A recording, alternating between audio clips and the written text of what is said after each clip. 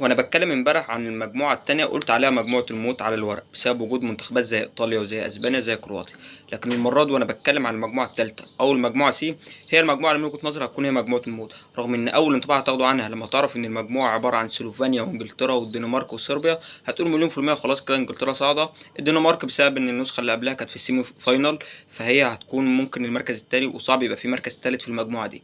لكن انا بعد ما شفت السكواد بتاع الاربع منتخبات واول ماتش للاربع منتخبات، من وجهة نظري ده هتكون مجموعة الموت. من وجهة نظري المفاجآت هتكون في المجموعة دي، ممكن جدا تلاقي انجلترا بره الحسابات، ممكن جدا تلاقي انجلترا صاعدة تالت مش صاعدة اول، وممكن تصعد تاني بسبب وجود منتخبين قويين جدا. والمنتخب الرابع لا يستهان به منتخب الدنمارك بالسكواد العالي، ولسه محتفظ بمعظم اللعيبه اللي موجوده في النسخه اللي فاتت من بطوله اليورو اللي خدوا فيها المركز الثالث او الرابع، وصل سيمي فاينال فيه. المنتخب فيه لاعيبه تقيله، في من اول حراس مرمى شمايكل، في موجود لاعب زي كريستنسن في خط الدفاع، موجود لاعيبه زي اريكسن، موجود لاعب زي هوايلاند، لاعيبه كلها واعده، لاعيبه الهدف الاول سجلوه في مرمى سلوفينيا كان بصوره فيها تجلي وفيها مهاره فنيه عاليه جدا من اللاعيبه. لاعيبه عندها امكانيات عاليه. اريكسن تحسه كده اللي هو ايه، يعني لاعب بيلعب صانع العاب في المنتخب بنفس الطريقه اللي كان بيلعبها مع توتنهام، رغم ان هو مع تنهاج في مانشستر سيتي ما بيلعبش لاعب صانع العاب الصريح بسبب وجود برونو. لكن يظل اريكسن من اللعيبه المعلمين، من اللعيبه اللي هتحافظ على الريتم، من اللعيبه اللي تحسها كده لعيبه حريف الكوره. زائد بقى على كده تشوف منتخب زي منتخب صربيا بوجود سكواد عالي زي فلاوفيتش وسافيتش ومتروفيتش، ووجود اسماء تانية بتلعب في دوريات عالية جدا على مستوى العالم.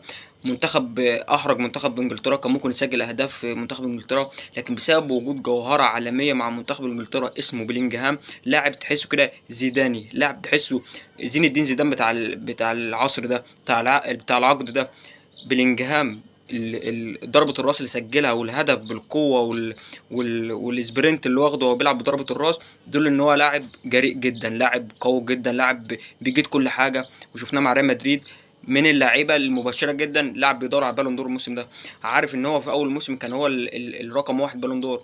بطوله دوري ابطال اوروبا مع ريال مدريد خلته هو المرشح الاقوى، لكن بسبب وجود لاعب تاني زي فينيسيوس وبيلعب برضه بطولة كوبا أمريكا وممكن يتوج بيها بسبب إن البرازيل في الوقت الحالي بيغير جلد وفي أسماء كبيرة جدا على المستوى الهجومي بالذات. فبلينجهام عايز يثبت نفسه في اليورو، عايز يتوج باليورو وعايز يبقى النجم الأول بوجود لاعب تاني زي هاري كين. وحتى الآن بلينجهام من وجهة نظره هو نجم لإنجلترا، وممكن جدا بلينجهام يفوز اليورو وياخد بالون دور. علشان كده زي ما قلت لك المجموعة ده هتكون مجموعة صعبة. تعادل سلوفينيا او ماتش ضد الدنمارك هيصعب المأمورية، فوز انجلترا بصعوبة على صربيا 1-0. والماتش الجولة التانية هتكون هي الجولة اللي هتفرق، الجولة اللي هتبين لنا اكتر. لكن من وجهة نظري المجموعة دي هيكون فيها مفاجآت. المجموعة دي ممكن جدا زي ما قلت لك انجلترا تصعد تالت واحسن توالت، صربيا ممكن تفاجئ تلاقي اول، الدنمارك يبقى اول تاني. اللعب كله في الرباعي، سلوفينيا برضو بيجي من بعيد. انصحك بمشاهدة المجموعة دي بالذات في اليورو.